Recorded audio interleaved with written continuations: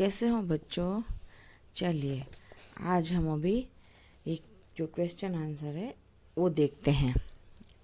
देखिए पहला वाला जो है इसमें दूसरा क्वेश्चन में फर्स्ट वाला है टायर फटने पर क्या क्या हुआ। तो चल आपने सबने देखा ना कि टायर फटने पर क्या क्या चेंजेस हुए, दोनों पिक्चर में कितना फ़र्क था। तो अभी टायर उसमें फर्स्ट वाला लिखेंगे 1 करके। टायर फटने पर टायर में हवा भरने वाला आदमी गिर पड़ा। और दूसरा, कुंजड़िन के सिर पर से टोकरी गिर गई और सब्जियां जमीन पर बिखर गईं। तीसरा पॉइंट लिखेंगे डंडे पर बैठा तोता उड़ने लगा। और चौथा पॉइंट है बंधे हुए गुब्बारे छूटकर यहाँ वहाँ उड़ने लगे। और फिफ्थ है, पांचवा वाला है मोची का सामान इधर उधर बिखर गया। और सिक्स्थ है लेटा हुआ कुत्ता उठकर भागने लगा। तो देखा ना आपने, जो चित्र में जो जो बदलाव हुए थे वो हमने लिखे कि टायर फटने पर क्या क्या हुआ। तो पॉइंट वाइज इसमें वर्कबुक में दिया गया है, उसके आंसर आपको ऐसे लिखने हैं पॉइंट वाइज। फिर दूसरा जो क्वेश्चन है टायर के अलावा फटने वाली चीज़ों के नाम बताइए। हवा भरी हुई, इसमें एक वर्कबुक में हवा भरी हुई बताया है और टेक्स्ट बुक में ऐसे ही बताया है, ठीक है। तो टायर के अलावा फटने वाली अन्य चीज़ें जैसे गुब्बारा, फुटबॉल, बास्केटबॉल, तकिया आदि हैं। तो ऐसे आप इसका आंसर देना है। और थर्ड वाला है रिक्शा वाला बाइक से क्यों टकराया। अभी देखिए रिक्शा और बाइक का जैसे एक्सीडेंट हो गया था रास्ते पर, तो बाइक वाला गलत ढंग से रास्ता बदल रहा था, इसलिए रिक्शा वाला बाइक से टकराया। तो ऐसे आप कारण लिख सकते हो। और फोर्थ है टायर फटने का प्रभाव किन किन पर नहीं पड़ा।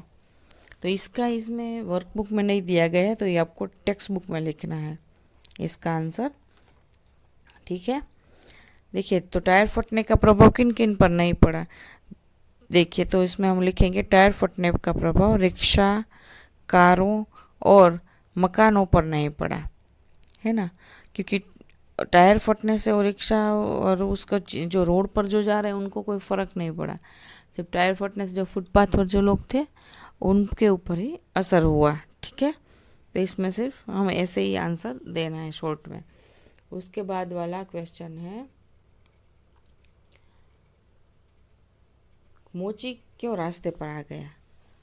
तो टायर फटने की आवाज़ से डर कर मोची रास्ते पर आ गया, ऐसे आपको आंसर लिखना है। और इसके बाद है टायर फटा घटना के संदर्भ में आपने चर्चा की, आप भी ऐसी किसी आंखों देखी घटना के बारे में बताइए। देखिए आपने कभी ऐसा कोई भी घटना को आपने देखा हो या आपके साथ हुई है वो घटना, तो आप उसके बारे में अपने शब्दों में लिख सकते हैं, ठीक है। अभी इसमें वर्कबुक में दूसरी तरह से बोला गया है, अलग है थोड़ा। किसी साहसपूर्ण प्रसंग का संक्षेप में वर्णन कीजिए।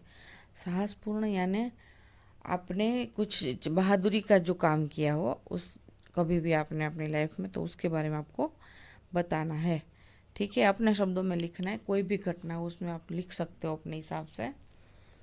हाँ, उसके बाद है टायर क्यों फटा।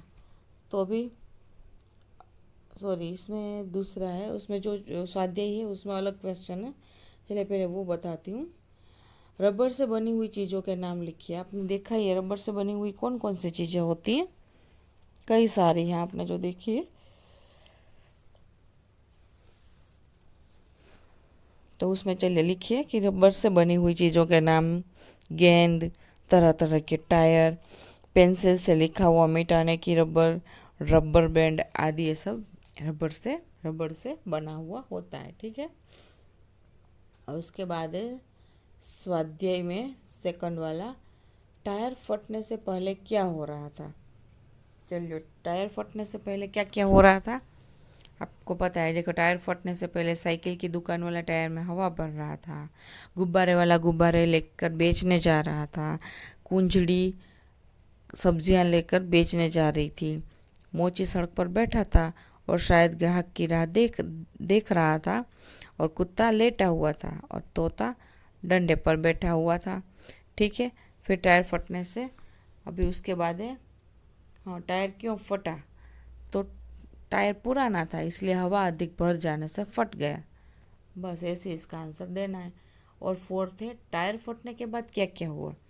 अभी टायर फटने के बाद क्या क्या बदलाव आए हैं वो लिखना है आंसर में। तो हम लिखेंगे, टायर फटने के बाद टायर में हवा भरने वाला आदमी गिर पड़ा। कुंजड़ी कुंजड़ी के सिर पर रखी टोकरी से सब्जियां जमीन पर बिखर गईं। तोता घबरा कर उड़ने लगा। डोरी से बंधे हुए गुब्बारे अलग अलग होकर हवा में उड़ने लगे। मोची का सामान इधर उधर बिखर गया। लेटा हुआ कुत्ता भागने लगा। ऐसे आप आंसर इसका दे सकते हो। ठीक है, और ये जो भी मैंने एक्स्ट्रा क्वेश्चन बोले वो आपको नोटबुक में लिखने हैं, वो इसमें नहीं लिखने हैं। बाकी जो भी इसमें दिए गए हैं, इसमें एक एक्स्ट्रा है, अलग है, वो चलिए मैं एक क्वेश्चन आपको बता देती हूँ। किसी साहसपूर्ण प्रसंग का संक्षेप में वर्णन कीजिए। तो हाँ, वो मैंने बता दिया ना, बस वो एक्स्ट्रा है। बाकी सारे यही इसी में से है। कुछ एक्स्ट्रा जो है स्वाध्याय इसमें है टेक्स्ट बुक में, वो आपको नोटबुक में लिखने हैं। और देखिए स्वाध्याय में सेकंड वाला उसमें है, निम्नलिखित परिच्छेद को पढ़कर उसका सुलेखन कीजिए। सुलेखन लिखना यानी अच्छी राइटिंग में लिखना। तो बस यही पैराग्राफ है, इसको कॉपी करके आपको नोटबुक में लिखना है अपनी अच्छी राइटिंग में, उसको सुलेखन कहा जाता है। ठीक है, तो इस तरह से आपको पूरे दोनों में, नोटबुक में और वर्कबुक में, क्वेश्चन आंसर है वो लिखने हैं। ये आपका होमवर्क है। और दूसरा एक और भी है, देखिए पिक्चर डिस्कशन है। आगे जो मैं आपको पिक्चर डिस्कशन दिखा रही हूँ, बस वो आपको अपने हिसाब से चेंजेस इसमें ही मोबाइल में आपको बताना है कि इसमें कौन को दो पिक्चर है, उसमें क्या डिफरेंस है वो ढूंढना है। दोनों में क्या अलग अलग है बातें, वो दोनों पिक्चर को आपको कंपेयर करके उसमें सर्कल करने हैं। फिर मुझे आपको वो अपने पास ही आप रखिएगा, जिससे आपको पता चले। फिर मैं दूसरे दिन आपको इसका जो फ़र्क है उसका स्क्रीनशॉट फ़ोटो खींच के भेज दूंगी। फिर आप अपने से वो समझ लीजिएगा। वो एक हमारी प्रवृत्ति में आ रहा है ना, वो मैंने आपको दिया है। देखिए अभी दे रही हूँ।